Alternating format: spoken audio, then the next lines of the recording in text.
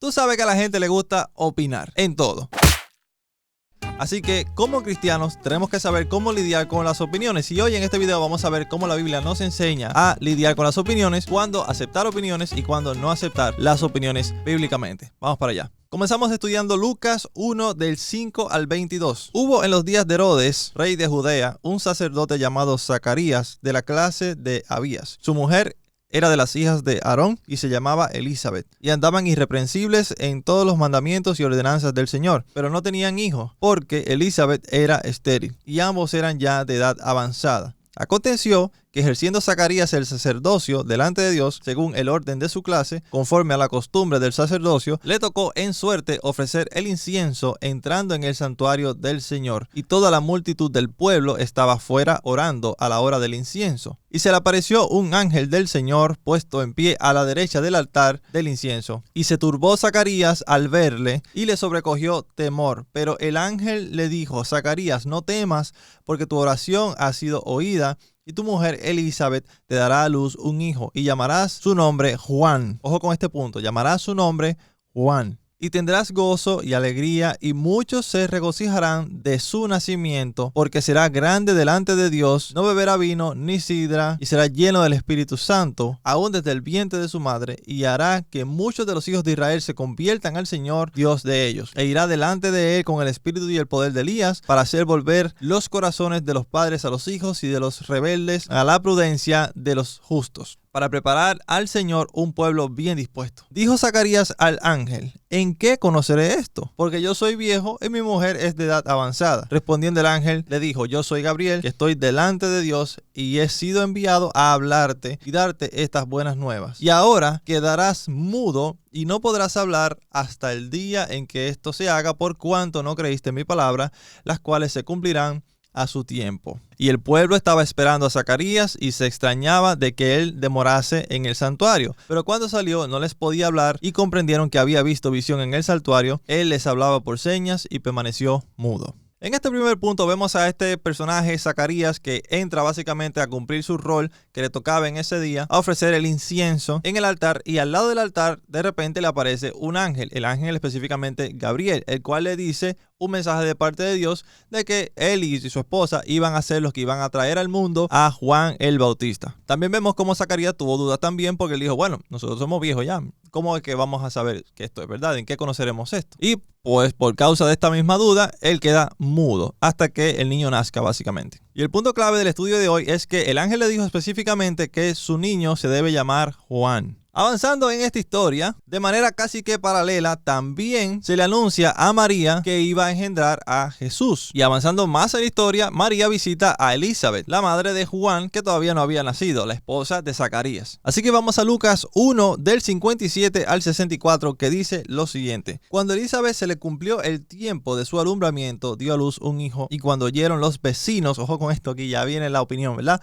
Los vecinos y los parientes que Dios había engrandecido para con ellas su misericordia, se regocijaron con ellas. Aconteció que el 8º día vinieron para circuncidar al niño, y le llamaban por el nombre de su padre Zacarías. Pero respondiendo su madre dijo: no, se llamará Juan. Le respondieron: ¿por qué? No hay nadie en tu parentela que se llame con ese nombre. He aquí la opinión, ¿verdad? Como que imagínatelo imagínatelo en un contexto moderno de hoy en día. Pero Juan, ¿y ese nombre tan raro? ¿Y dónde sacaron ese nombre? Ahí no. Entonces preguntaron por señas a su padre cómo le quería llamar. Acuérdense que Zacarías estaba mudo. Y pidiendo una tablilla, escribió diciendo: Juan es su nombre. Y todos se maravillaron. Al momento fue abierta su boca y suelta su lengua, y habló bendiciendo a Dios. Y se llenaron de temor todos sus vecinos, y en todas las montañas de Judea se divulgaron estas cosas. Aquí pasan varias cosas interesantes. Número 1, ya el ángel Gabriel le había dicho a Zacarías cómo se debía llamar el niño, que era Juan. Su madre Elizabeth también estaba súper clara de que su nombre era Juan.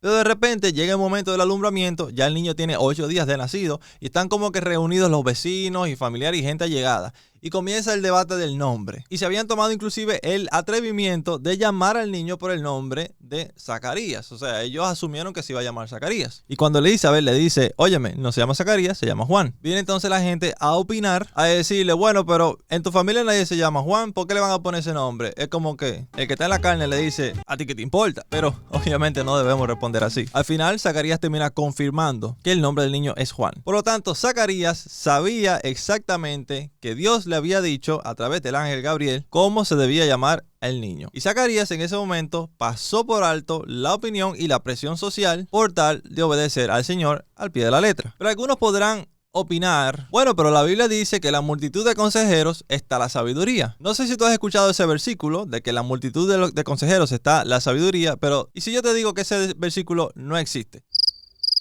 Así como te estoy diciendo. Hay 3 partes en la Biblia donde aparece este versículo en ese tipo de contexto, que sería Proverbios 11:14, Proverbios 15:22 y Proverbios 24:6, que dicen lo siguiente consecutivamente. Proverbios 11:14 dice: donde no hay dirección sabia, caerá el pueblo, mas en la multitud de consejeros hay seguridad, no sabiduría. Vámonos con Proverbios 15:22, que dice: los pensamientos son frustrados donde no hay consejo, mas en la multitud de consejeros se afirman. No hay sabiduría. Y por último, Proverbios 24:6, porque con ingenio harás la guerra y en la multitud de consejeros está la victoria, no la sabiduría. No sé si tú estás sorprendido como yo, pero yo tenía en mi mente el versículo tal cual. Yo decía, en la Biblia dice que en la multitud de consejeros está la sabiduría. Y cuando me puse a buscarlo, no lo encontré. Lo que encontré fueron estos 3 versículos. Así que ya te lleva ese dato. Pero según la palabra de Dios, ¿dónde está la sabiduría? Vámonos a Job 28:28. Y dijo al hombre: he aquí, el temor del Señor es la sabiduría y el apartarse del mal, la inteligencia. Entonces, ¿cuál es la sabiduría? Tener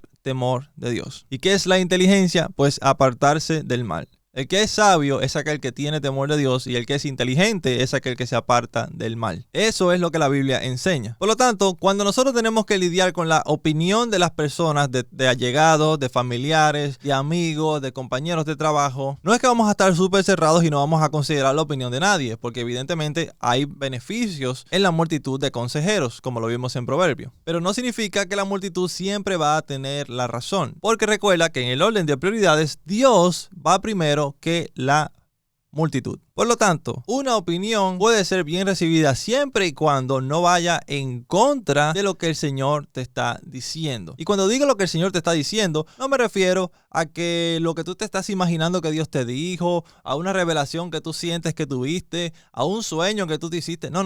Me refiero a la palabra comprobable de Dios que está aquí, es la Biblia. Por lo tanto, cualquier opinión que te den a tu alrededor, ya sea de amigos, familiares, hasta hermanos en la fe, si no va acorde a lo que la Biblia te enseña, que es la palabra de Dios, a lo que Dios te dice, si no va acorde, esa es una de las opiniones que no debe importarte. O por lo menos no en ese tono, porque obviamente es un tono interesante para llamar la atención, para que veas el video, pero es una opinión que debes pasar por alto si no va acorde a la palabra de Dios. Y Zacarías sabía esto. Zacarías estaba súper claro en que el Señor le dijo a través del ángel que el niño se tenía que llamar Juan. Los allegados, los conocidos, los familiares tenían una opinión diferente, pero su opinión en este caso no era válida porque, gracias por tu opinión, pero el Señor me dijo esto. Así que la próxima vez que te encuentres lidiando con la opinión de la gente, tienes que saber que tienes el derecho y la responsabilidad de pararte firme y decir que no, educadamente, evidentemente, siempre y cuando el Señor te haya hablado a través de su palabra algo distinto. Recuerda que la multitud puede también estar equivocada. Al final, quien tiene la última palabra y quien no se equivoca es el Señor. Y con esto te quiero decir que no tengas miedo de pararte firme, porque en esta sociedad hoy en día, donde todo el mundo opina, donde todo el mundo tiene algo que decir, es súper importante que tú sepas qué es lo que Dios dice, para que tú sepas cuándo pararte firme y cuándo decir gracias por tu opinión, pero no. Siempre con gracia, siempre con amor, pero tenemos que estar firmes y claros en lo que Dios nos enseña. Si este video te ha servido, compártelo con un amigo,